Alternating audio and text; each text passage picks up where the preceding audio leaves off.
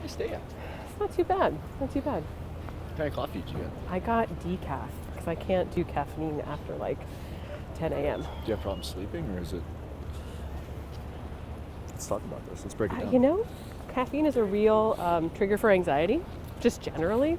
And I found since I've cut down, it's been much better. You taught me this, that anxiety is when you look too far ahead, depression is when you look back, and that's why it's important to just live in the moment. That's true, yeah. You taught me that. Oh, thank you. It was on one of your episodes of Here's the Deal. Yeah. And here's the thing. Here's the deal with that. I've welcomed you as a guest onto my show, Coffee Walk. You've never welcomed me as a guest onto your show, Here's the Deal. I haven't. What's the deal with that? I don't think anyone's really ready for Here's the Deal with marketing and communications. I don't think the world is prepared for it. I feel like I bring a lot more to the table than just marketing and communications. I'd love to know more. Just watch where you step. You're going to step in caca.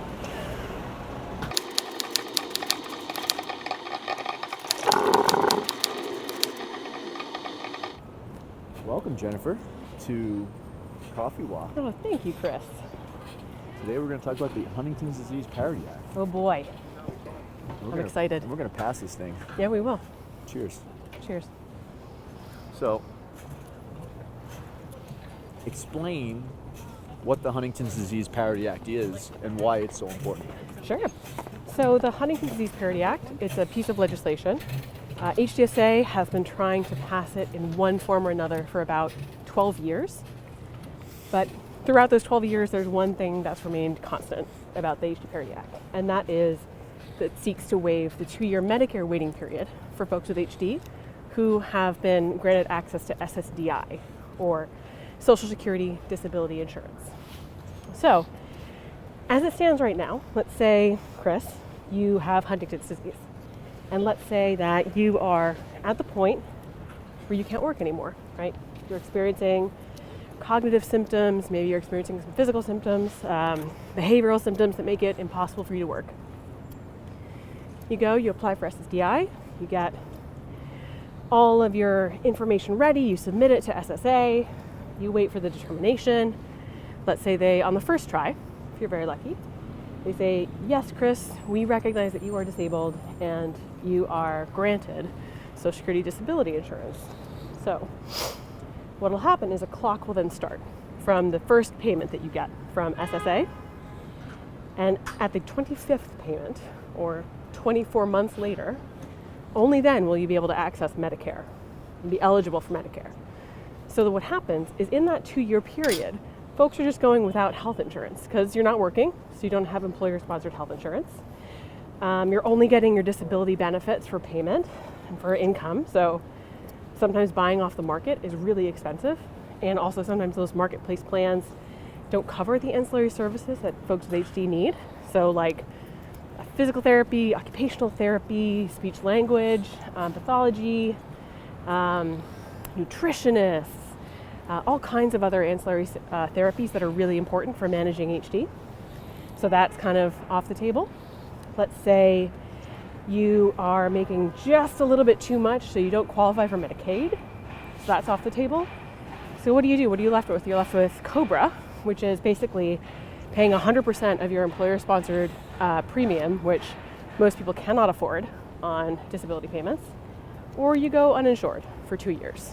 And we at HDSA, and I think the HD community in general, thinks that that's completely unacceptable. This is a disease where folks don't really get better. We can only manage the symptoms right now, but in order to do that, you have to be able to access healthcare, whether it's seeing your doctors or getting prescriptions.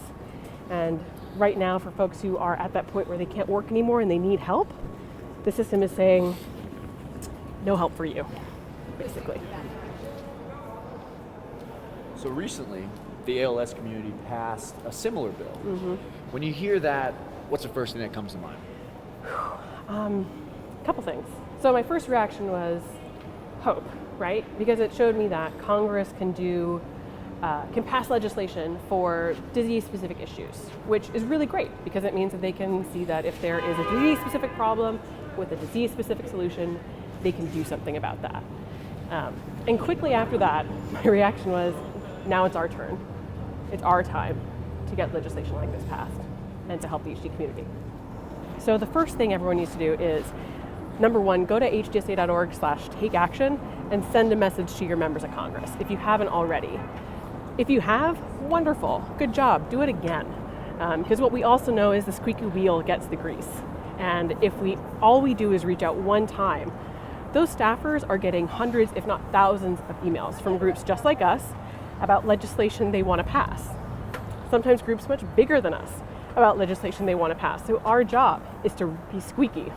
So don't look at it as you're annoying them. Like, you want to be persistent. Yeah, persistence is key. You know, if you're thinking, oh, well, I reached out last week and I don't want to bug them, right? It's okay if a staffer's response is, you know, hey, boss, we got to jump onto this bill because I'm getting emails every single day from constituents about this bill and I have other things to do. That's okay. That gets us kind of where we need to be. We need to really up our volume. And how we do that is by engaging not just once, but multiple times, again and again, and getting other people involved as well. You know, the thing that I think is really tough for us is HD has a high burden for caregivers, right? If I'm thinking about trying to keep my loved one safe because they're suicidal, calling my member of Congress or writing them a letter might not be the first thing on my to-do list. So we need help. We need people outside of just the HD community, your friends, right? Your other family members who might not be touched by HD. If you are part of a religious community, get them involved. You know, any groups that you're in, make the ask for help. You know, the worst thing that someone can say is, no thanks. So earlier this year, Kayla Booth did an excellent job testifying in front of Congress about the HD Parity Act. What kind of impact did that have on the community? It was huge. So that was probably the first time in many, many years, if not ever, that a family member from an HD family testified in front of Congress, in front of a congressional panel.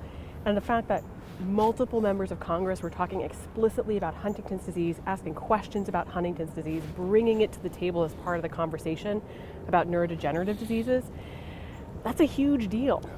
You know, it's part of the process to make sure that we don't get left out of the conversation. Because Congress is going to keep working on neurodegenerative diseases and neurological conditions, but we need to be part of the conversation. And having Kayla there, having her testify, educating members of Congress about Huntington's disease, that's a big part of that. That's great. So I want to thank you for being a part of the Coffee Walk. I can't wait for my invitation to join, to be a part of your show. Yeah. Here's the deal. But as, to wrap this thing up, what's that last message you want to send to the HD community about the HD Parity Act? We can do this. We can pass the HD Parity Act, but we can't do it without you. Go to hdsa.org/takeaction, send a message, talk to your friends, talk to your family, get people involved. We need you. That's Coffee Walk. Thanks, Jen. Cheers.